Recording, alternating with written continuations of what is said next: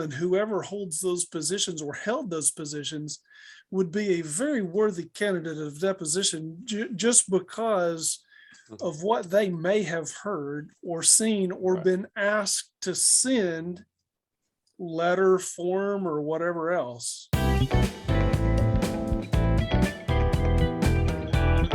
This is the third of our pastors' roundtables where we're discussing the case between Will McRaney and the North American Mission Board.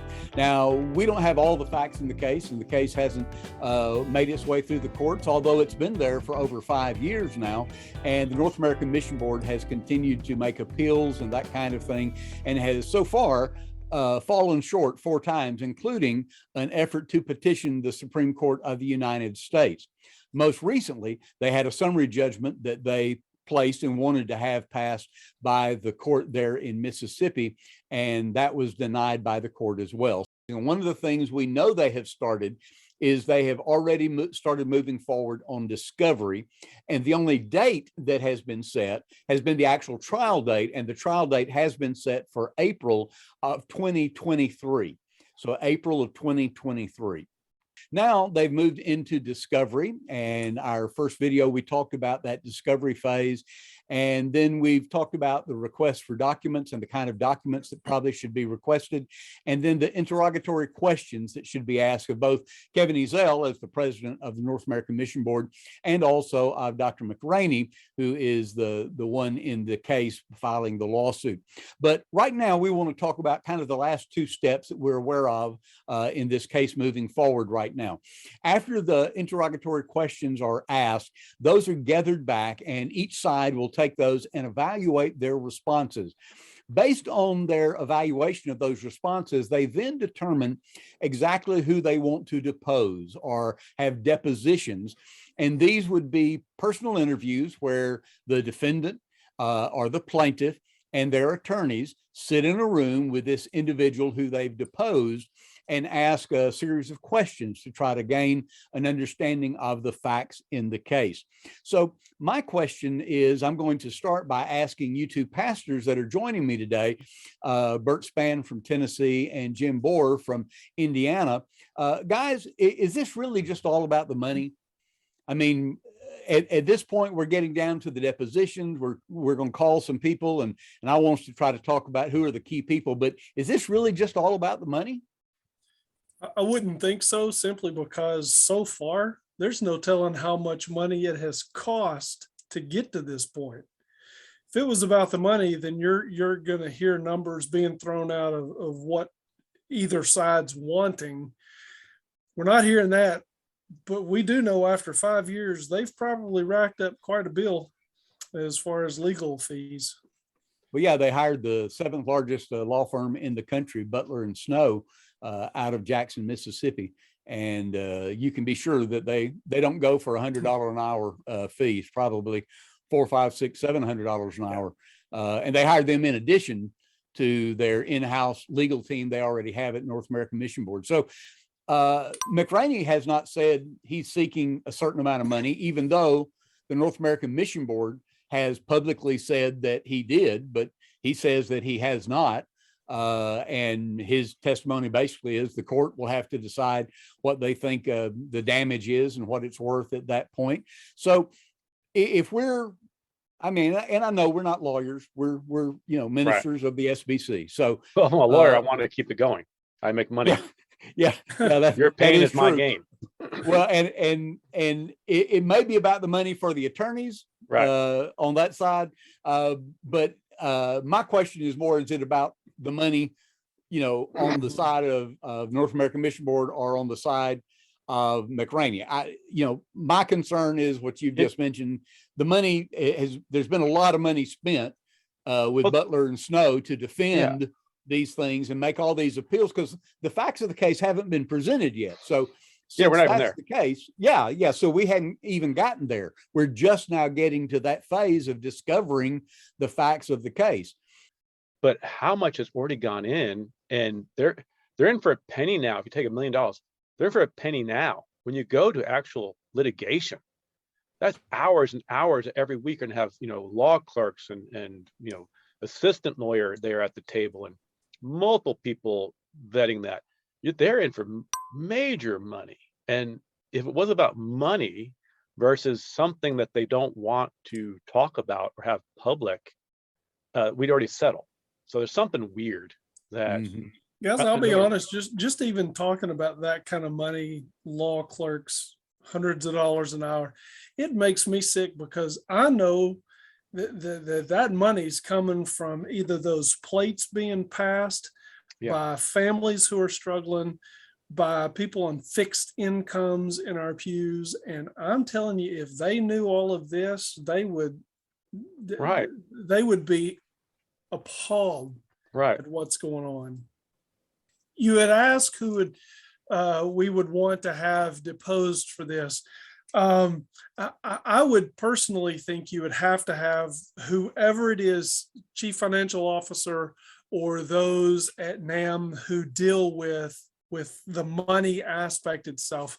I think you'd have to have them brought in to ask some hard questions of what did you expect of Maryland, Delaware? What did you say you were or were not going to give based on employment? What were your criteria for cutting checks to Maryland, Delaware? Some of those questions that deal with the actual cutting money to these conventions or this convention in particular. Well, I think the along money that line, guys, probably the communication that went along with that. I mean, were there emails that went back and forth about that? Tell us about your phone calls. Tell us about, with the CFO. I think that's critical. Now, let me ask another question because this has been raised in the past. And again, legally, this is outside of our realm, but I'm just thinking out loud. But would it be conceivable to request for some kind of a forensic audit of the finances during a certain period of time to say, look, we want to track the money. We want to see if money was withheld, if money, or whatever, on the time frame that they were supposed to be paid or anything of that sort. Is that reasonable? Does it going to do anything? Because unless you have any point where Maryland was ever in trouble financially, you're not going to see that. Because if Maryland did get rid of McRaney right away, there's a threat. It might have been verbal. They might have done it through texting. It might have been face to face, but there was a threat and it was acted on right away. If that's what happened. Okay, so would you depose your CFO for the Maryland Baptist Convention of Maryland, Delaware as well? I don't know what the CFO would help you with, because if you have a CFO, right, and or basically an accountant or whatever you call it, the treasurer, that's a CFO. All that person's doing is making sure that budget item is correct, that there's $1 million there and you're going to spend $100,000 for 10 months. And you're supposed to, keep accounting it. The right person said to send that check or not send the check. That's all that person might know. They might know more. I'd want to know the vice president. I want to know the person who's liaison for that area. I'd want to know what the chairman of the Maryland convention was told. Like their board chair. I want to find the connecting people, like the people on both sides that actually have conversations and exchange things, or their support staff. I want to have those people online and see what lines up with what McRaney has said and what Ezell claims. Again, it doesn't, on the surface of what you've heard McRaney say, he's out there. It's clear. You can track his timeline. Right. On the surface of everything that NAMB and Ezell does, there is no corroboration to their claim they didn't do anything. And again, you can't prove a negative, but if they didn't do anything, say, well, here's our timeline. You don't find that, and you don't find, and the things they say don't find any reasons for it. So I'd want to know, and the lawyers can't say anything, but I want to know all the people, all the key trustees, the evangelism committee person. I'd want to know what the staff knew at the Maryland board, because loose lips. Yeah, so maybe depose those who you've identified maybe from your interrogatory questions, who are the ones who would have been involved in what Well, McRaney says. I think you have you to know, depose the chairman of the board of both NAMB and Maryland, Delaware at Well, the yeah, time because that all that went down. yeah, I would because even say up till now because with NAMB. what I was going to say is that McRaney's accusation has been that, you know, they said they're going to withhold this money. Okay, well, how do we prove that? So who do we depose? That's probably going to be part of the interrogatory question. So based upon that, who do we depose to validate that? You know, do we have some kind of printed document? Does McRaney have, you know, evidence of what happened? Does somebody at Maryland, Delaware, do they have text messages? Do they have emails? Have something else that confirms? Is there something signed in some way that says, you know, you're not receiving this money unless McRaney is terminated or whatever? So that's not going to be signed, Bobby. Come on. Yeah, I mean, no. I agree. God bless you, man. But if you're looking for a smoking gun on this, we got to chill out on something. No, because most of that's going to be like this. We're going to be a lot more. We got to recognize we're not dealing with goofballs. We're not dealing with people. You know, they may not have done it. They may have done it. It may just be an implied threat. Right. But again, the thing about it, all that happened was the conversation, whatever happened, right? He had a good report. What was it, February? I don't know what. Yeah, I can't remember the exact timeline, but he'd had a review and had excellent review. That's correct. And within 2 or 3 months, he's gone. Right. Right. So you're not going to start withholding money right away if he didn't do, if they told the chairman, you need to ask McRaney, they would have tried to find something in the review to say, hey man, it's time for you to go. Okay. So something changed between that review and that 3 months. Okay. Other than the CFO and those related to that assertion, who else would need to be deposed? Who do you see you would want to depose? Obviously, I think, you know, Kevin Ezell would be deposed from McRaney's side, and McRaney would be deposed from the North American Mission Board side. But let me just tell you two people that I think would at least be worthy candidates to consider for deposing. And that is Kevin and Will McRaney, both of their secretaries, ministry assistants, whatever you call them. Okay.